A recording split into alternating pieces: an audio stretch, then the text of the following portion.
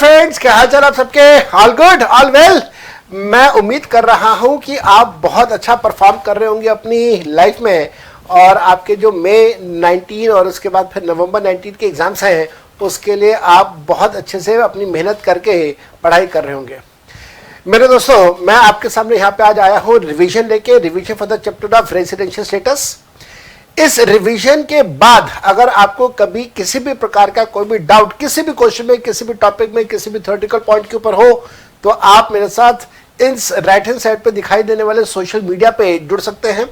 तो चाहे वो फेसबुक हो, तो चाहे वो यूट्यूब हो, इंस्टाग्राम हो, और अगर आप मेरे टेलीग्राम चैनल पे ज्वाइन करना चाहते हैं तो मेरे राइट हैंड साइड पे इस स्कैन कोड को आप स्कैन कीजिए, और स्कैन करके आप सीधा मेरे टेलीग्राम चैनल के ऊपर आ सकते हैं। Be a part of my family on Telegram and on WhatsApp, और मेरे साथ जुड़े रहिए। मैं आपको लाइक अ रॉक, मैं आप लोगों को एक सपोर्ट सिस्टम प्रोवाइड कर सकता हूं, जिसकी वजह से आप अपने रिजल्ट्स बहुत बहुत अच्छे अचीव कर सकते हैं। पिछले साल 2018 के अंदर भगवान ने बहुत कामयाबी मेरे को बख्शी, और मेरे पास all India first, second, third तीनों रैंक्स मेरे स्टूडेंट्स रह चुके हैं। आप देख पा रहे हैं मेरे हाथ की तरफ, यहाँ पे नीचे आपको दीपा जैन की फोटोग्राफ दिखाई दे रही है। She is a student from Delhi university, Hansraj college में पढ़ते हैं, और she scored first rank in May 2018 examination. Deepa Jain के बाद यहाँ पे आप देख पा रहे हैं पुष्प गोयल, ये सिरसा से बिलोंग करते हैं, और इन्होंने नवंबर 2018 के एग्जाम के अंदर सेकंड रैंक स्कोर किया था। और उसके बाद पुष्प के बाद अगर आप देख पा रहे हैं फोटोग्राफ, पार्थ की फोटोग्राफ है। पार्थ ने थर्ड रैंक स्कोर किया था मई 2018 के एग्जाम के अंदर। पार्थ भी हंसराज कॉलेज से हैं from Delhi university, and these people have given me a ट्रेमेंडस result in 2018, और मैं उम्मीद कर रहा हूं इसी प्रकार से आप लोग भी 2019 के अंदर मेरे को अच्छे रिजल्ट देने वाले हैं। और उसके लिए आपको मेहनत करनी है, उसके लिए मैं आपको सपोर्ट सिस्टम प्रोवाइड करूंगा। इस तरह से मैं आपको रिविजनरी लेक्चर्स देता रहूंगा, प्लस आपके डाउट सॉल्व करता रहूंगा on all the social media, specially on Telegram channel पे आप मेरे से जुड़ सकते हैं, और मैंने आपको वहां पे बहुत सारे सपोर्ट सिस्टम्स प्रोवाइड करने हैं। बस एक बात का ध्यान रखिएगा कि मैं अपने किताबें आपके साथ फ्री में शेयर नहीं करूंगा, पीडीएफ शेयर नहीं करूंगा। अपनी किताबों का मेहनत से बनाई हुई है, कॉपीड नहीं है, इस वजह से।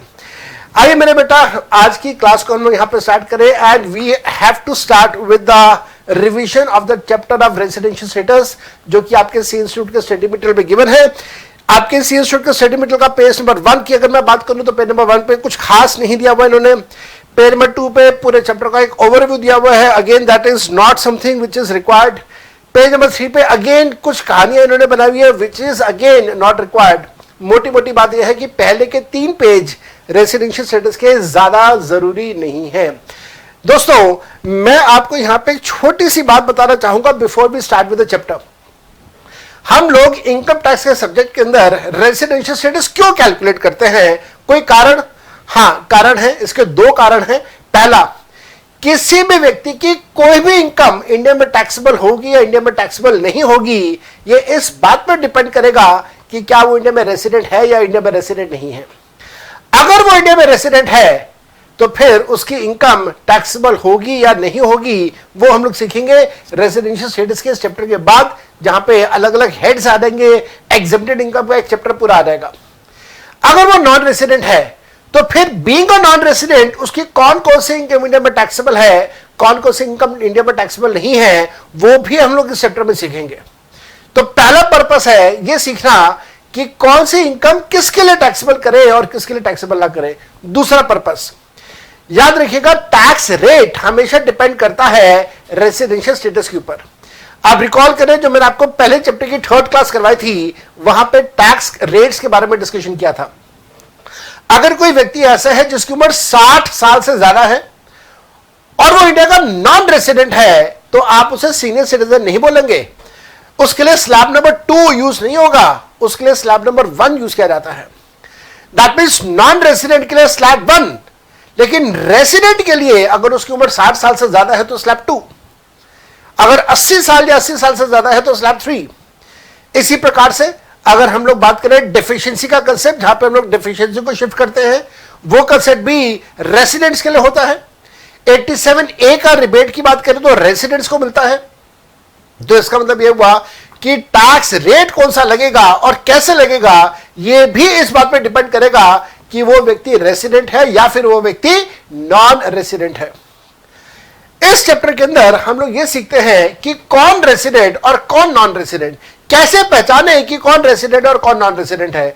उसके लिए कुछ रूल्स दिए हुए हैं, कुछ हमारे पास उसके लिए सेक्शंस दिए हुए हैं इनकम टैक्स एक्ट के अंदर, और ये सारी बातें हम लोग यहां पे सीखने वाले हैं। अक्सर स्टूडेंट्स मेरे से पूछते हैं, सर ये बताओ क्या हमें सेक्शंस को याद करना है? मैं कहूंगा हाँ, सेक्शंस अगर याद कर लो तो बहुत अच्छा रहेगा, याद हो जाए तो it will be very very good. मैं कुछ कोशिश कर लेता हूं रेसिडेंशियल स्टेटस के सेक्शंस को याद करवाने की। रेसिडेंशियल स्टेटस की जो कंडीशंस हैं वो कंडीशन सेक्शन नंबर 6 के अंदर गिवन है। सेक्शन नंबर 6 बताता है कि क्या कंडीशंस है रेसिडेंट और नॉन रेसिडेंट बनने के लिए। याद रखिएगा मेरे बेटा, रेसिडेंशियल स्टेटस के अंदर हमारे पास सेक्शन आता है सेक्शन 6 सब सेक्शन 1। ये सेक्शन बात करता है इंडिविजुअल के बारे में। याद करने का तरीका मैं दे रहा हूं। इंडिविजुअल का मतलब है कोई एक व्यक्ति, मैं इंडिविजुअल हूं, आप सब बैठे हुए यहां पे एक इंडिविजुअल है, आप एक है, मैं भी एक हूं। तो इस सेक्शन को याद कर लेना, सेक्शन 6 सब सेक्शन 1 मेरे बेटा। उसके बाद हमारे पास सेक्शन आता है section 6 sub section 2, Hindu undivided family के लिए, पार्टनरशिप फॉर्म के लिए, association of person, body of individuals के लिए। मेरे बेटा, फैमिली बनाने के लिए कम से कम 2 लोगों की जरूरत होती है। Husband and wife makes a family. Partnership form में कम से कम 2 पार्टनर्स होते हैं। एओपी बीओआई के अंदर कम से कम 2 मेंबर्स होते हैं। तो सेक्शन याद हम लोगों ने कर लिया, सेक्शन 6 सब सेक्शन 2। इसी प्रकार से section number 6 sub section number 3 की बात करते हैं, जो कि कंपनी के बारे में बात करता है। याद करने का तरीका दे रहा हूं, बड़ा स्टूपिड तरीका है लेकिन बड़ा इफेक्टिव है जी। मैं तो खुद कहता हूं बड़ा स्टूपिड है लेकिन बड़ा इफेक्टिव है। क्या है वो? अगर A1 है तो B2 है तो C3 है।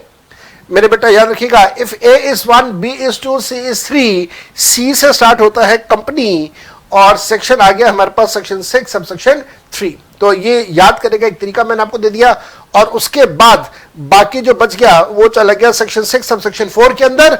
कौन कौन जाएगा 6-4 के अंदर? सेक्शन 6-4 के अंदर जाएगा local authority, artificial judicial person. आज की इस क्लास के अंदर हम लोग ये चारों के चारों सेक्शंस को डिस्कस करेंगे, और उसके बाद इन चारों के लिए कौन कौन सी इनकम टैक्सेबल है, कौन कौन सी इनकम टैक्सेबल नहीं है, वो सेक्शन नंबर 5 के अंदर जाके हम लोग डिस्कस करेंगे। तो आज की क्लास में हम लोग कर रहे हैं सेक्शन 6, और फिर कर रहे हैं उसके बाद सेक्शन नंबर 5। आइए स्टार्ट करते हैं, शुरू करते हैं। ये आपके पास पूरे का पूरा चैप्टर आ रहा है, और इसके अंदर हमारे सीएनसी ने स्टार्ट किया with the residential status of individual. बहुत सिंपल सी बात इन्होंने लिखी है। ये कहते हैं कि अगर ये कोई भी व्यक्ति बेसिक कंडीशंस में से कोई भी एक कंडीशन सेटिस्फाई कर दे तो वो बन जाता है resident of India. Basic conditions में से कोई एक, एनी वन कंडीशन, पहली कंडीशन सेटिस्फाई हो जाए, बहुत अच्छी बात, दूसरी चेक करने की जरूरत नहीं है। दूसरी कंडीशन चेक तब करोगे जब पहली कंडीशन सेटिस्फाई नहीं होती है। तो ये 2 कंडीशन कौन सी है? पहली कंडीशन, अगर कोई व्यक्ति पूरे साल 182 या 182 डेज से ज्यादा इंडिया में बिताता है तो वो बन जाता है रेसिडेंट ऑफ इंडिया। अगर 182 से कम है तो फिर आप दूसरी कंडीशन चेक कर लीजिए। दूसरी कंडीशन क्या है? दूसरी कंडीशन यह है कि करंट ईयर के अंदर उसका स्टे हो कम से कम 60 दिनों का। करंट ईयर में 60 दिन, और करंट ईयर को छोड़ दो, उसको छोड़ के पीछे के 4 सालों का ग्रांड टोटल 365 हो in the preceding 4 financial years. अगर इन दोनों में से कोई एक कंडीशन सेटिस्फाई हो जाए तो वो बन जाता है रेसिडेंट। दोनों कंडीशन फेल हो जाए तो वो बन जाता है non resident of India.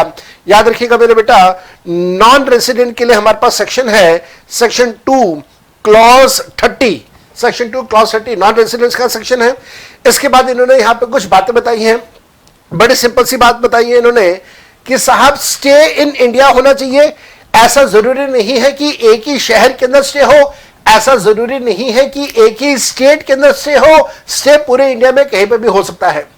Again याद रखना, इंडिया का मतलब वही है जो मैं आपको पहले चैप्टर में बता चुका हूं।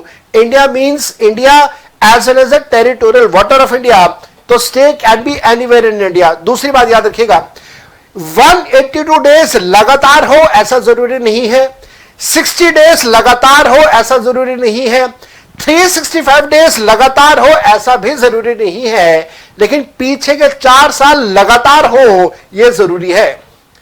एक और बात का ध्यान रखिएगा, मल्टीपल टाइम्स आना जाना अगर देश के अंदर है और हमें एग्जैक्ट टाइम पता है आने का या जाने का, तो हम एग्जैक्ट टाइम को पता लगाने के बाद हम लोग डेज को कैलकुलेट करेंगे नंबर ऑफ आवर्स को कन्वर्ट करके। मेरे कहने का मतलब यह हुआ कि मान लीजिए एक व्यक्ति है, वो सुबह के 3 बजे हिंदुस्तान पहुंचा और शाम के 7 बजे वो इंडिया से वापस चला गया। दैट मींस आने का टाइम और जाने का टाइम पता है, तो सुबह के 3 से लेकर दोपहर के 3 बजे तक हो गए 12 घंटे, उसके बाद 3 से लेकर 7 बजे तक हो गए 4 घंटे, टोटल हो गए 16 घंटे। मेरे बेटा याद रखिएगा यहां पे 16 घंटे, अगर उसके बाद और आपको डाटा दिया जाए तो आप नंबर ऑफ आवर्स कैलकुलेट कर लेना, टोटल 24 घंटे के आवर्स को ऐड करके एक एक दिन बना देना और फिर चेक कर लेना 182 या 60 डेज की कंडीशन सेटिस्फाई होती है या नहीं होती।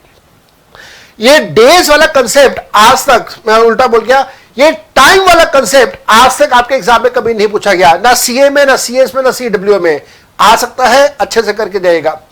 अगर आपको टाइम की इंफॉर्मेशन गिवन नहीं है कि कितने बजे आया या कितने बजे गया, उसकी इंफॉर्मेशन अवेलेबल नहीं है, तो याद रखिएगा जिस दिन इंडिया में आया वो दिन पूरा दिन इंडिया में काउंट करेंगे, जिस दिन इंडिया से गया वो दिन पूरा का पूरा दिन इंडिया में काउंट करेंगे। इस प्रकार से आप 60 डेज, 182 डेज, 365 डेज की कैलकुलेशंस अपनी कर सकते हैं। साथ साथ में मेरे बेटा इसके बाद इन्होंने यहाँ पे सी इंस्टीट्यूट ने एक्सेप्शनल केसेस दे दिए हैं, जो कि मेरे को ऐसा लगता है कि एक्सेप्शनल केसेस बाद में डिस्कस करने चाहिए थे, कोई बात नहीं, इन्होंने पहले से डिस्कस कर दिया। सी इंस्टीट्यूट यहाँ पे ये कह रहा है कि 60 दिन वाली सेकंड बेसिक कंडीशन को अप्लाई नहीं करेंगे कुछ केसेस में। इन्होंने यहाँ पे 2 केसेस बनाए हुए हैं, लेकिन मैं अगर पढ़ाता हूं तो मैं अपनी किताब के अंदर, अपनी क्लास नोट्स के अंदर इन 2 केसेस को 3 केसेस में कन्वर्ट कर देता हूं। ध्यान देना, मैंने ऐसा बिल्कुल नहीं कहा, आपने ऐसा समझना नहीं है कि 3 केसेस हैं और सी इंस्टीट्यूट ने 2 दिए हैं, मैंने ऐसा नहीं कहा। मैंने ये कहा कि 2 केसेस हैं, उन 2 को मैं तोड़ तोड़ के 3 बना देता हूं। ये 3 केसेस जो है, इन तीनों केसेस के अंदर आपने 60 दिन वाली सेकंड बेसिक कंडीशन चेक नहीं करनी है। कोई भी व्यक्ति रेसिडेंट है या नॉन रेसिडेंट है, वो डिपेंड करेगा 182 डेज के ऊपर, पहली बेसिक कंडीशन के ऊपर सेकंड कंडीशन आप चेक नहीं करेंगे। ये 3 केसेस कौन कौन से हैं?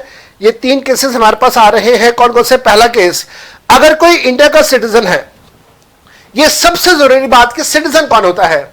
मेरे बच्चे याद रखिएगा, मैं कुछ फिल्म एक्टर्स की बात कर रहा हूं, वो इंडिया के सिटीजन नहीं है। जैसे अक्षय कुमार कनाडा का सिटीजन है, दीपिका पादुकोण डेनमार्क की सिटीजन है, आलिया भट्ट इंग्लैंड की सिटीजन है। ये 3 लोगों के नाम मेरे को अचानक से स्ट्राइक करते हैं, ये इंडिया के सिटीजन नहीं है।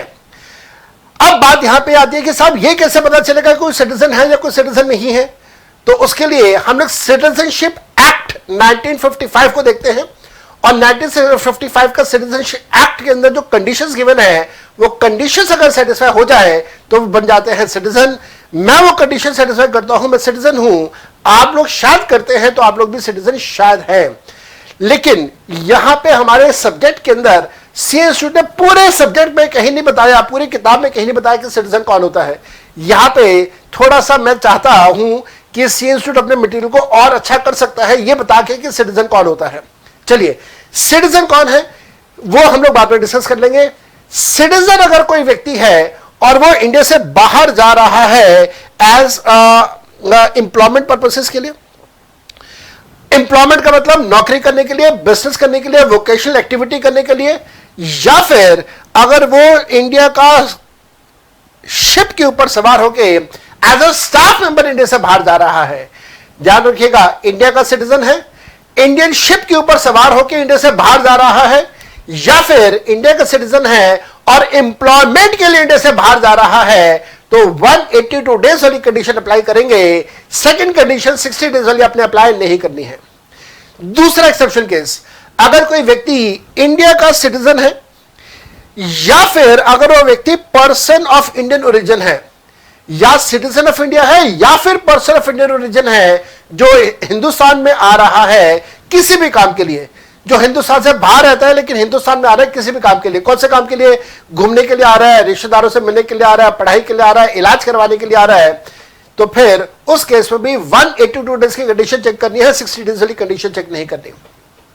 याद रखिएगा, पर्सन ऑफ इंडियन ओरिजिन कौन होता है, इसके लिए हमारे पास सेक्शन 115 सी के अंदर बात लिखी गई है। 115 सी क्लॉज ई के अंदर लिखा गया है कि पर्सन ऑफ इंडियन ओरिजिन कौन है। पर्सन ऑफ इंडियन ओरिजिन वो है जिसका अपना बर्थ, या जिसके माता पिता का बर्थ, या दादा या दादी या नाना या नानी, मैं रिपीट कर रहा हूं, अपना बर्थ या माता का या पिता का या दादा का या दादी का या नाना का या नानी का, अगर इनमें से किसी एक का बर्थ बंटवारे से पहले 1947 के बंटवारे से पहले अगर अनडिवाइडेड इंडिया में हुआ तो वो इंडिविजुअल कहलाता है as a person of Indian origin. बहुत सारे एग्जांपल्स हमारे पास आते हैं। एक बड़ा सिंपल सा एग्जांपल हमारे पास आता है, वो है कल्पना चावला जो एस्ट्रोनॉट है जिनकी डेथ हो चुकी है। एक और एग्जांपल हमारे पास आता है, वो है मिल्खा सिंह, और ऐसे सैकड़ों सैकड़ों एग्जांपल्स और हैं। ऐसे व्यक्ति जो इंडिया का सिटीजन है या पर्सन ऑफ इंडियन ओरिजिन है, इंडिया से बाहर रहते हैं, अगर इंडिया में आएंगे तो 182 डेज का कंसेप्ट अप्लाई करेंगे, 60 डेज वाला कंसेप्ट अप्लाई नहीं करेंगे। इसके पीछे कारण भी है। अगर आप इन तीनों पॉइंट्स को देखें तो इन तीनों पॉइंट्स के अंदर एक कॉमन बात आ रही है। वो कॉमन पॉइंट क्या है, ध्यान से समझिएगा। अगर इंडिविजुअल एम्प्लॉयमेंट के लिए इंडिया से बाहर जा रहा है तो इसका मतलब फॉरेन करेंसी वो इंडिया में भेजेगा कमाने के बाद। अगर कोई इंडिया के शिप के ऊपर सवार होकर इंडिया से बाहर जा रहा है तो फॉरेन करेंसी कमाने के बाद इंडिया में भेजेगा अपने माता पिता को या अपने रिश्तेदारों को। अगर कोई व्यक्ति सिटीजन ऑफ इंडिया है या पर्सन ऑफ इंडियन ओरिजिन और इंडिया में वापस आ रहा है तो वापस आएगा तो फॉरेन करेंसी लेके आएगा। इन तीनों सिचुएशन में इंडिया में फॉरेन करेंसी का इनफ्लो हो रहा है। फॉरेन करेंसी का इनफ्लो की वजह से हमारी इकोनॉमी इंप्रूव होती है, स्ट्रांग होती है। इस कारण से सरकार ने एक्सेप्शन कैसे लगाए हैं कि चलो 60 डेज पे रेजिडेंट नहीं मानेंगे, 182 पे रेजिडेंट मानेंगे। ज्यादा टाइम पीरियड के बाद नॉन रेसिडेंट बनेगा तो उसके पास नॉन रेसिडेंट बनने के चांसेस ज्यादा होंगे। नॉन रेसिडेंट की कम इनकम टैक्सेबल होती है, यह बात आप सब लोगों को अच्छे से पता है।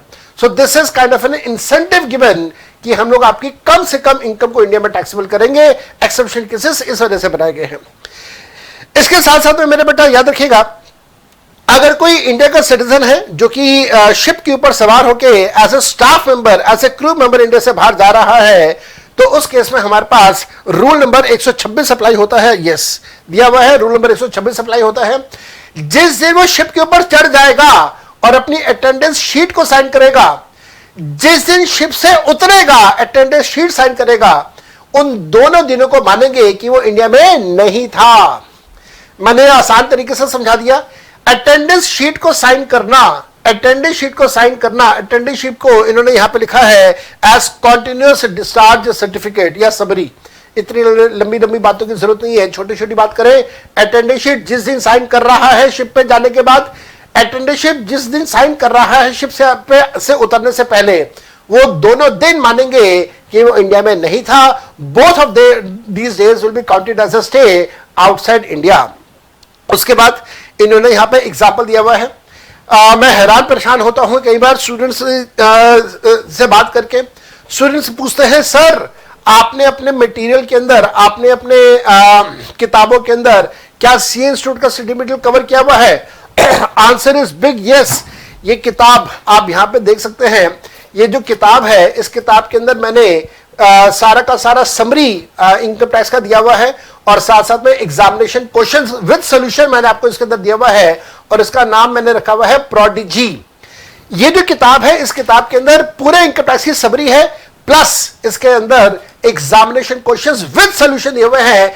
पिछले 12 सालों के क्वेश्चन आपको इसके अंदर मिल जाएंगे।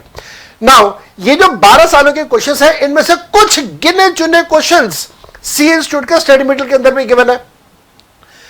अब अगर मैं कहूं कि साहब मैं तो अपने पूरा का पूरा स्टडी मटेरियल कवर करता हूं, तो भाई इसमें कोई गलत बात नहीं है, क्योंकि मेरी किताब के अंदर सारे एग्जाम के क्वेश्चंस हैं और स्टडी मटेरियल के अंदर भी एग्जाम के क्वेश्चंस हैं। उदाहरण के तौर पे जो इलस्ट्रेशन नंबर 1 सी इंस्टीट्यूट ने दिया है, वो मई 2017 का एग्जाम का क्वेश्चन है, 4 नंबर का। एक बार अपने आप ट्राई कीजिएगा, कोई परेशानी हो मेरे से जरूर जरूर जरूर पूछेगा।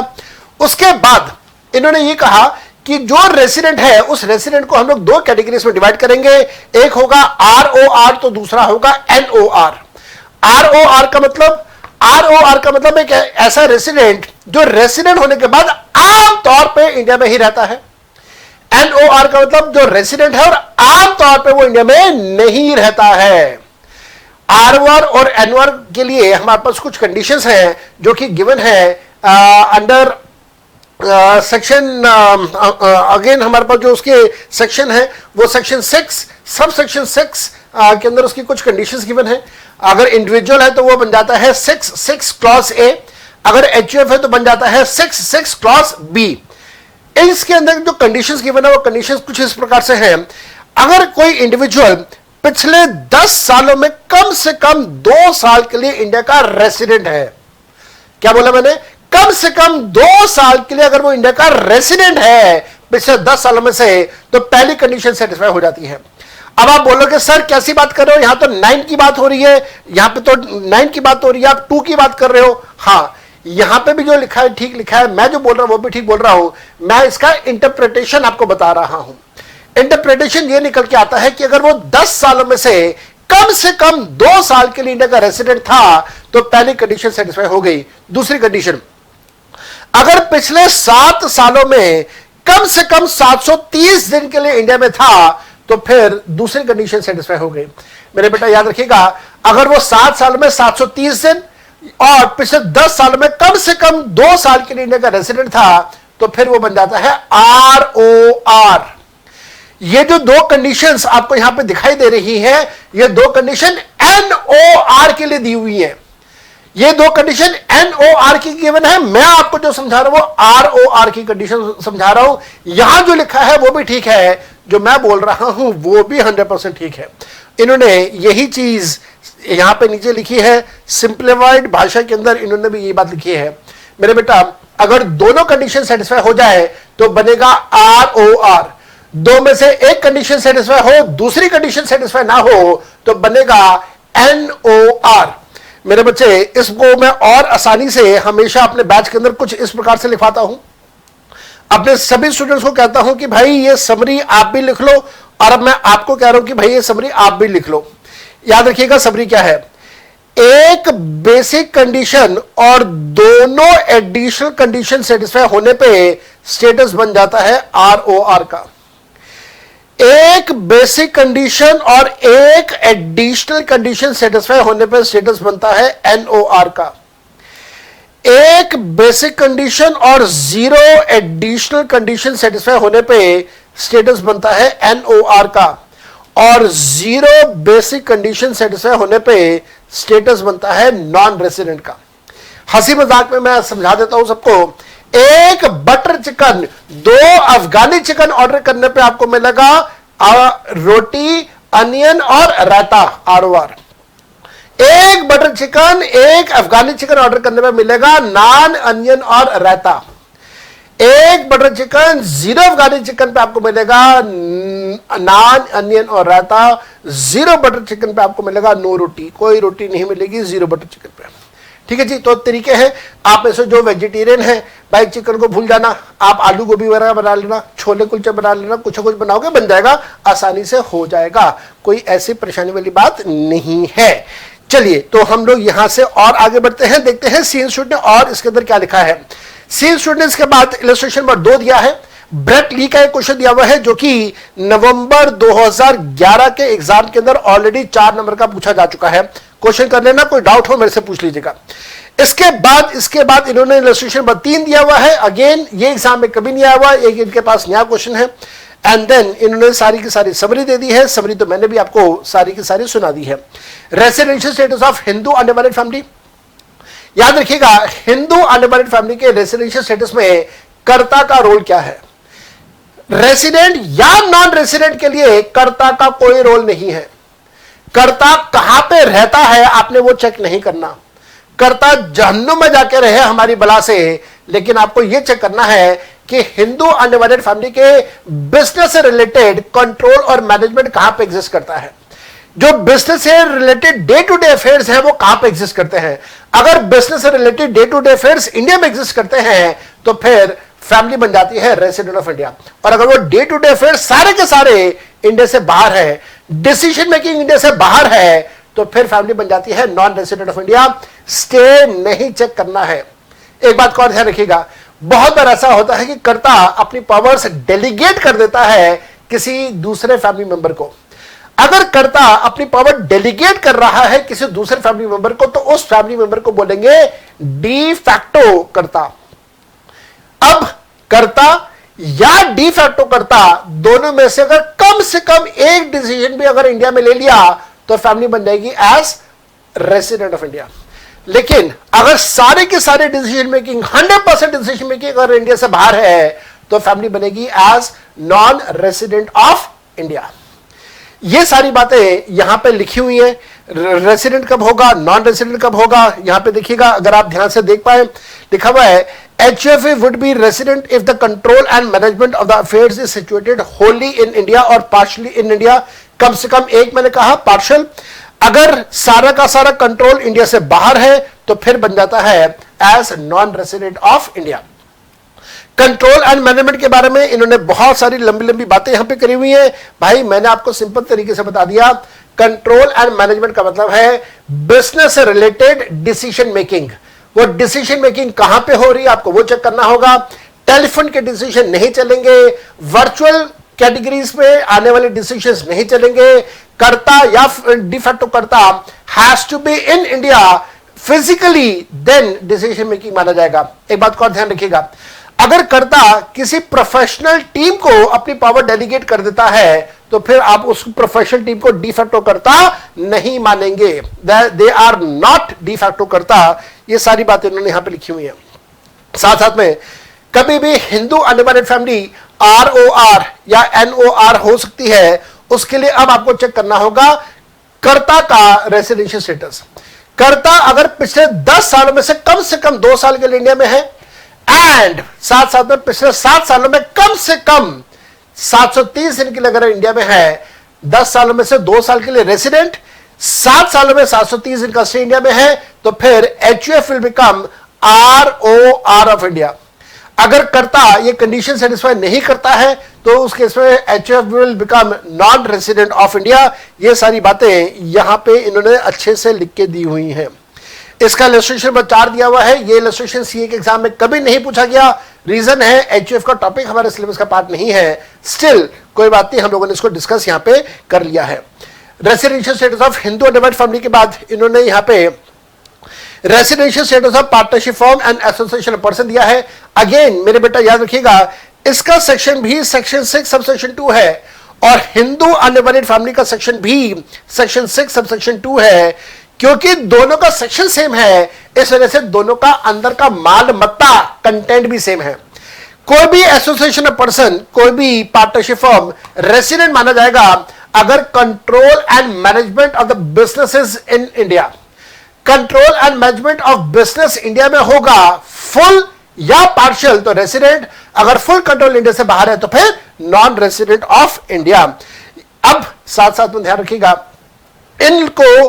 इनको मतलब किन के बारे में बात कर रहे हैं हम लोग? बात कर रहे हैं इन सब की। हम लोग बात कर रहे हैं, ये जो ब्लैक पेन से मैं हाईलाइट कर रहा हूं इन सब की। ये जो सारे पर्संस हैं कौन कौन से? पार्टनरशिप फर्म की बात कर रहा हूं, AOP BOI की बात कर रहा हूं, कंपनी की बात कर रहा हूं, लोकल अथॉरिटी की बात कर रहा हूं, आर्टिफिशियल जुडिशियल पर्सन की बात कर रहा हूं। ये सब ROR और NOR में इनका डिवीजन या डिस्ट्रीब्यूशन नहीं किया जाता है। They are not categorised into ROR and NOR। There has to be some reason, there is a reason. मेरे बेटा याद रखिएगा, जब मैं इंडिविजुअल की बात करता हूं तो इंडिविजुअल का मतलब सिर्फ एक व्यक्ति की बात हो रही है।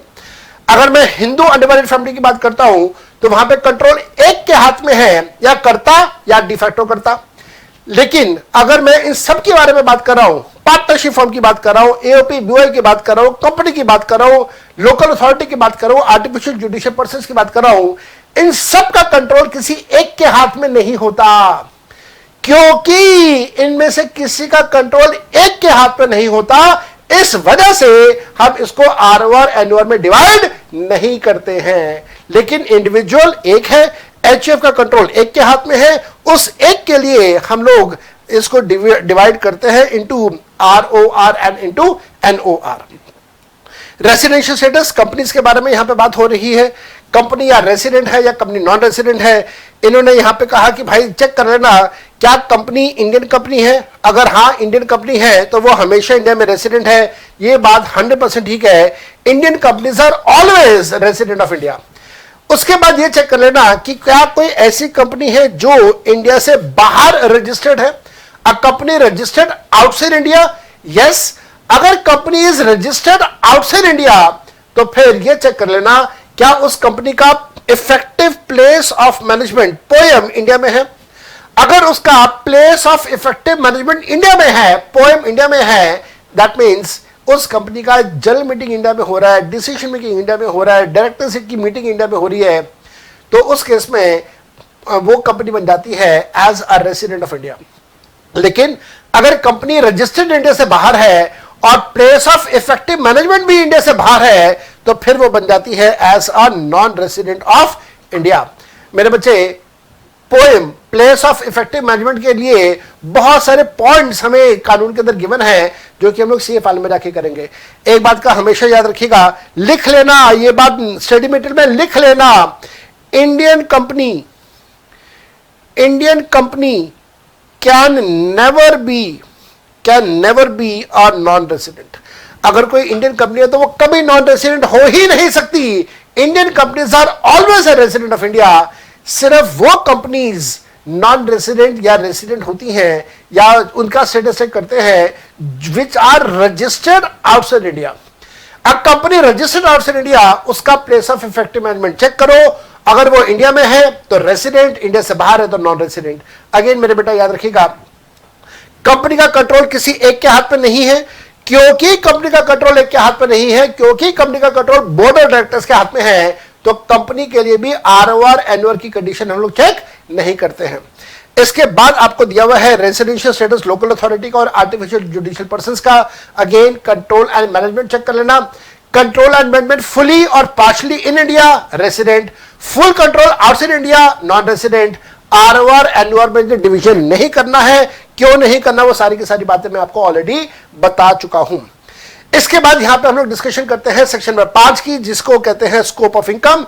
मेरे बेटा याद रखिएगा, इसको आसान तरीके से समझो। जितने आसान तरीके से समझोगे उतना आपके लिए अच्छा रहेगा समझना और समझाना भी।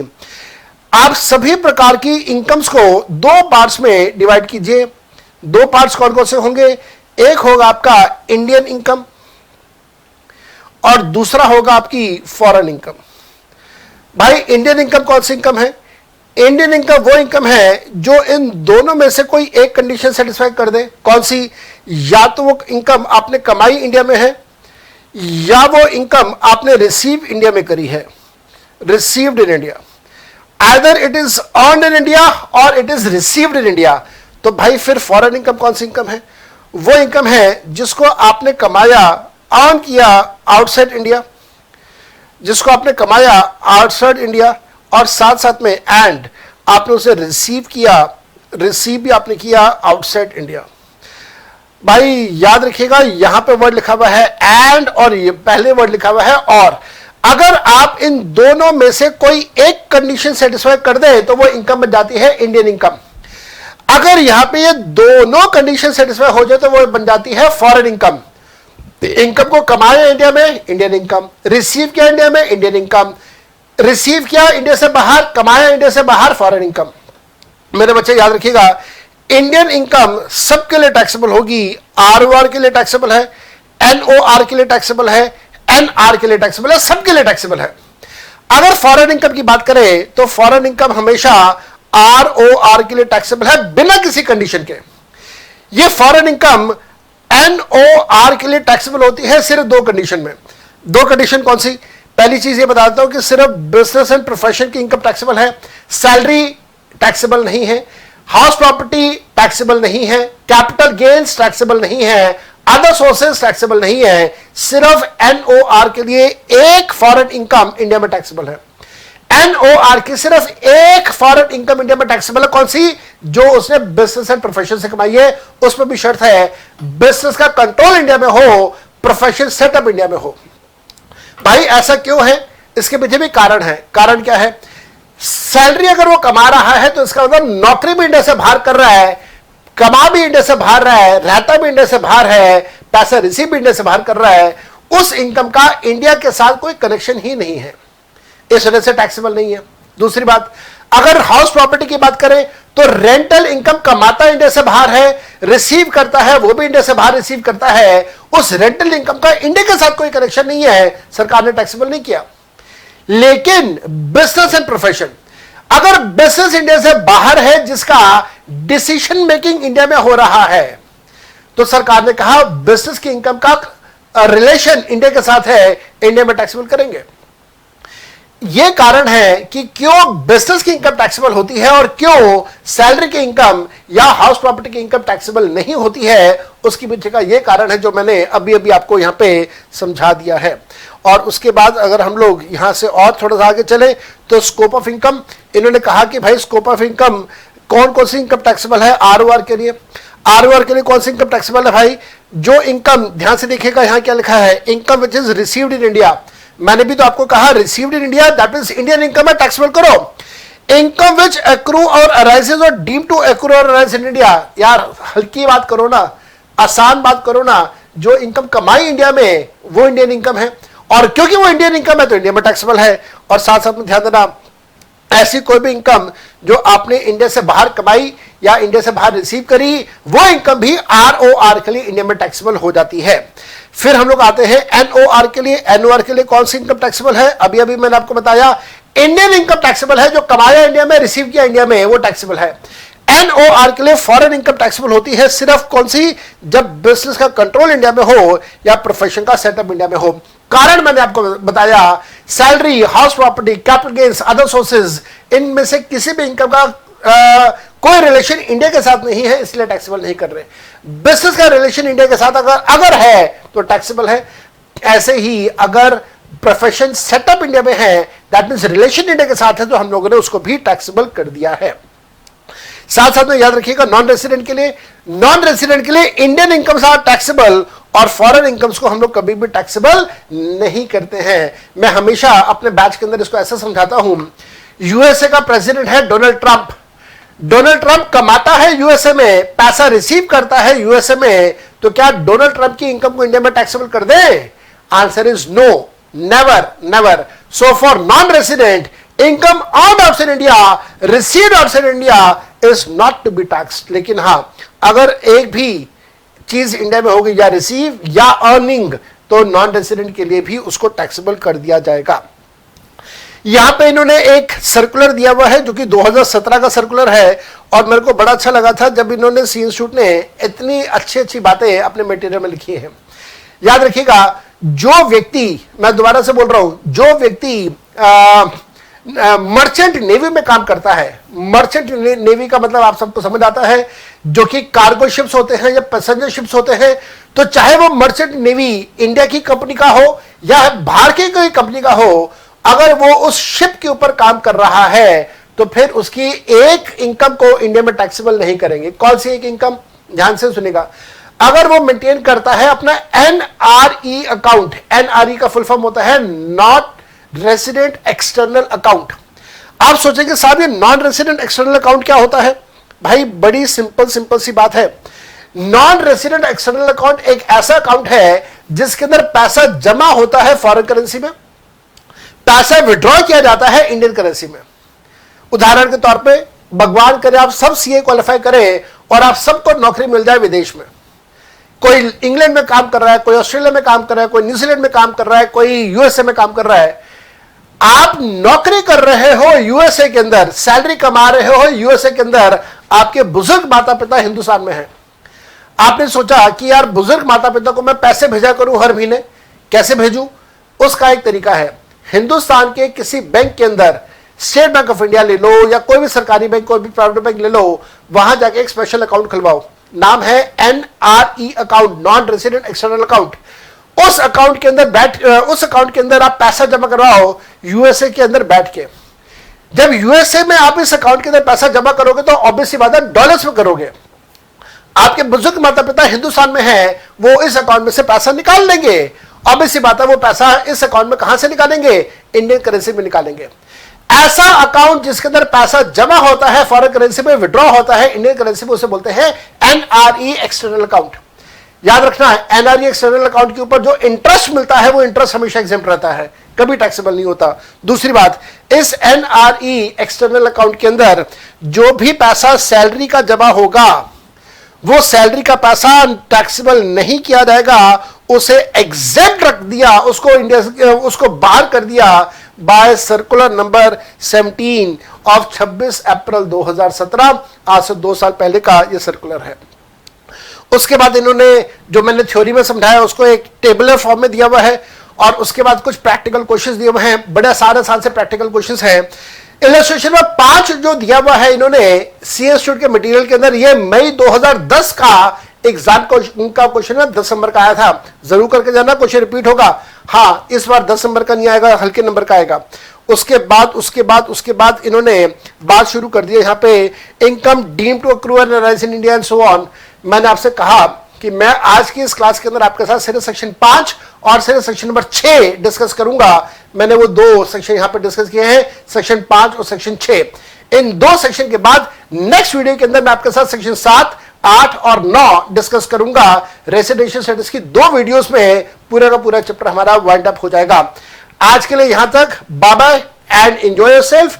ये टेलीग्राम चैनल को ज्वाइन जरूर कीजिएगा, बड़ी अच्छी बातें आपको यहां पे मिलेंगी। Till the time, I meet you in the next class. Bye bye and enjoy yourself. Love you all. Bye.